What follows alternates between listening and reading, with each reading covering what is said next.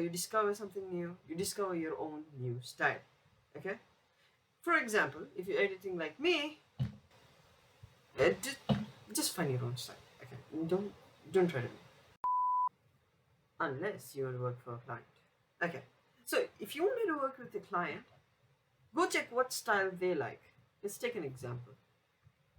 The best example. So Finzer. Example Finzer. Finzer uses his camera shakes like this one, and pretty much the captions, the style of his edits, the memes that pop up here and there, like this one right here, and pretty much everything what he makes is interesting to watch, at least for a bit of time. But then, just like literally note them down, make them the style that they love. Okay? If you're working with your own self, like me doing YouTube videos, but overall, having an editing style that's your own is great. But finding one that fits your content and your style, that's better.